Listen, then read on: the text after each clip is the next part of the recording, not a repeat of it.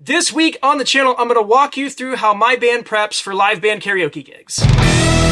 Hi, my name is Adam. Welcome to the channel. My goal is to help you make good money playing music. If that sounds like something you'd be into, please subscribe to the channel and ring the bell so you don't miss anything. So over the next 2 weeks, my band has a couple of live band karaoke gigs. This isn't a format that we do very frequently, but it's a fantastic offering for any working band that's got a wide repertoire of music and some AV experience. But since we don't do these kinds of gigs very often, there's always a substantial amount of prep work to get back in the swing of things. So this is going to be another one of those week in the life videos where I kind of walk you through my process and keep you updated on how things are going. So today is Monday, and the first of these gigs is on Thursday. This Thursday gig is kind of a unique spin on the live band karaoke format, as the client is actually putting on a singing competition for a large organization. So instead of it being a full-blown Russian roulette kind of karaoke gig, it's more like we're the house band for their contestants. This format has a few benefits. The big one is that the songs are more or less already selected, so we know what we need to work on. The alternative is looking through the master list of karaoke songs and picking the ones that you haven't played in a while, or just kind of randomly guessing which ones people are going to sign up for. That being said, the band is going to do a short warm-up set, and the client has requested that we pick songs that are not from the existing karaoke song list. I'm going to have to do a deep dive on our master song list to find songs that are going to get the crowd amped up, but not step on anybody's toes. Last week, we got a pre-approved song list of what folks had already selected,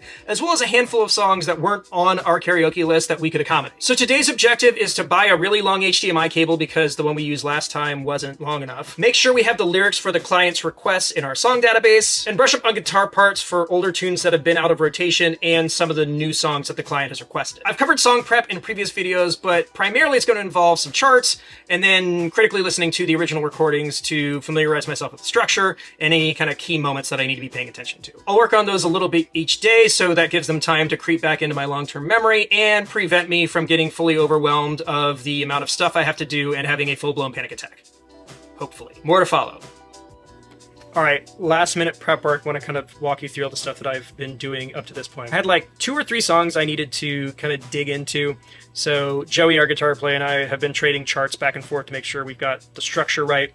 I actually went live on TikTok just now while I was practicing, just to have some company while I'm, beating my head against the wall. So as far as our AV setup, I'm using an iPad running Band Helper for clicks and tracks, and everything else is being done over here. So this is our lyrics computer, and all of that setup is being pushed over to that monitor. And everything else is just kind of general operational stuff, business as usual.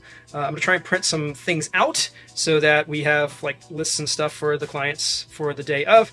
There's a chance of rain, and that chance is pretty good. So hopefully it doesn't get rained out, because that would suck. But the next thing to do is tomorrow to pack everything up and get ready for the show. See you then. Okay, so we're now at the day before the gig. I have pretty much gotten all of my charting and practice out of the way. Today has been finalizing clicks and the text and stuff for the lyrics for the karaoke rig, and just kind of tying up a bunch of loose ends. I still have a few more things to do, but I think I've got one more practice session in me tonight, and then it's just going to be time to get ready to pack for the gig. See you in a bit. Okay, so here's the recap of live band karaoke gig number 1. So we had a super early load-in. It was 1:30 p.m. for a 5:30 start time. It's not entirely out of the ordinary other than the fact it was a weekday, but we were able to get in without too much issue and get everything set up. Now, there was rain in the forecast, and it was kind of sprinkling as we were driving down, but that all stopped by the time we got there, and we kind of accounted for it, so I brought a whole bunch of these huge contractor bags so that we could cover up individual components if they were exposed to the weather. We were under a covered stage, and there was some tenting in front of the stage, but there was a section where if the wind was blowing, it was going to get on us, but we had come prepared for that. The venue we were playing at was called Westside Motor Lounge, which is a brand new event space in downtown Atlanta, and the staff there was incredible, and the client took good care of us, and we had a really good time after we got set up, making sure that we had all the stuff we needed and just kind of hanging out. Now, as start time approached, we were checking the weather because it looked like it was about to turn, and sure enough, just as we started playing the first song, it started to rain again. It wasn't too bad though, and typically we would cover everything up and just call it until things dried up, but it wasn't really that bad. It was kind of just sprinkling. And so we opted to play through it, which is not something we would normally do. It maybe drizzled for like 30 minutes tops. All of our stuff stayed dry, and it was the right call because as soon as that stopped, the weather cleared up and we had a wonderful evening. So as I stated before, this was a unique kind of setup for live band karaoke because we already knew the songs that we were going to play for the most part, which was good because we were able to focus on the stuff we needed to focus on, and the band played really well. I also did something that most musicians would never do, and I let somebody play my rig for their song. As we were setting up and doing sound check, one of the guests came up to me specifically asking what kind of rig I was using and said that he was using a Helix, and it became pretty clear that he knew what he was doing and knew what he was talking about. So when he approached me about playing for the song that he was signed up for, I really didn't have any reason to say no. And it provided this really unique opportunity where I got to step off stage and watch my own band play, which was really cool. Outside of the selected songs that the client had requested, we did roughly 30 minutes of just straight up live band karaoke where we didn't really know what was coming next. The only curveball that we ended up getting was Spiderwebs by No Doubt, which is just a song we don't play very often and is musically kind of complicated. It also turns out that the lyrics in the program that we were using weren't quite correct, and so that was a little messy, but we made our way through it. The band itself played roughly 45 minutes without any sort of karaoke component, which was kind of neat because we got to play songs that we don't normally play, as the client had requested that if we do play anything, it had to be stuff that was not on the sign-up sheet, which was kind of cool because we got to pull out some songs that we don't normally play. Two that really jumped out were Paramore's Ain't It Fun, and we also did Sugar We're Going Down just for the hell of it, and the crowd loved it. All in all, the client was really happy, and I was stoked because everything went as well as it possibly could, even with the contingencies, and most of the hard stuff is already done for next week, so we'll just see how that one goes. Okay, so Live Band Karaoke Fest has finally reached its conclusion. Let's talk about this last Thursday gig. So remember when I said this one should be a breeze because we had already laid the groundwork from the last gig?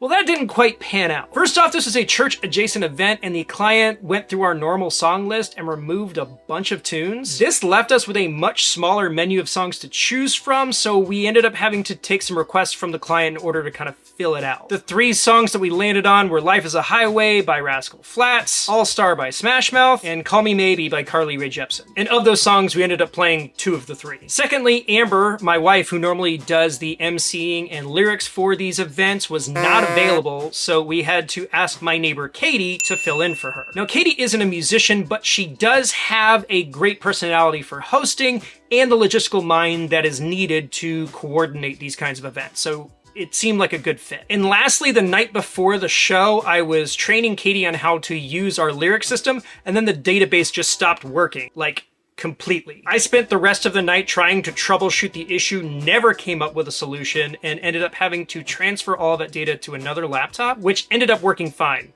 Mostly. All right, let's get to the gig itself. This one was for Windshape Camps, who we've worked with previously. The event was at their retreat, which is located inside of Berry College, which is about 2 hours north of Atlanta. And this campus is massive. Just for perspective, once we actually got into Berry, we had to drive 3 miles into the campus to get to where we actually needed to load in. Just like last week's event, they were providing PA and staging, so all we had to do was bring our in-ear monitor rig and some AV equipment. Also, this was a daylight event, but we opted to bring our lighting just so it looked nice as the sun was going down. In a fortuitous turn of events, our drummer brought our new bass player who wasn't signed on to the gig, and he was there to help out with setup and ended up running lyrics. I'll get to that in just a minute. So the run of the night was kind of interesting. First off, this was a dry event on a Christian college campus. Anecdotally, karaoke participants usually need some kind of liquid courage in order to get up on stage in front of their friends, so that was red flag number 1. Second of all, a live band karaoke set is usually 2 or 3 hours because there's a lot of turnover between songs and you want to make sure you get as many people on stage as possible. This event, however, was only contracted for 60 minutes. I think the client wasn't quite sure how their crowd was going to react to signing up, as it was a bunch of college kids, and so they didn't want to put too much pressure on them to participate. On paper, this gig did not look promising. So our plan was to play a warm-up set to get the crowd acclimated and hawk the sign-up sheet to hopefully get enough kids to fill up the evening. That plan was quickly dashed. Before we even finished that first song, the pavilion was slammed with people and that first sign-up sheet was completely full, so we had to change gears to prioritize getting as many people on stage as possible. To do that, we had to shorten some of the tunes to keep things moving, and then Katie was kind of hand-picking people from the list so that the energy stayed high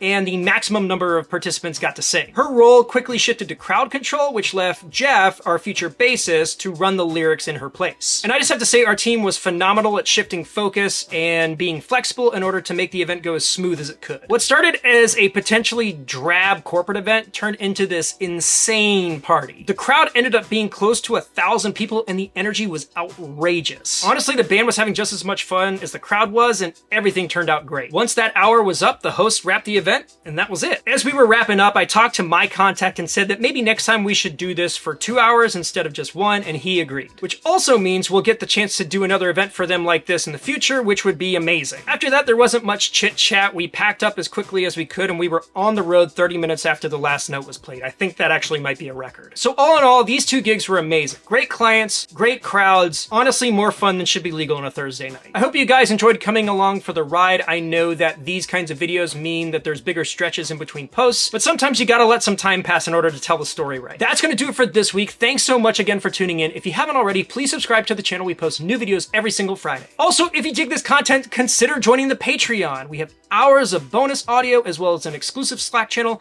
which is full of amazing musicians just like you looking to make good money playing music. Have an awesome week, and I'll see you next time.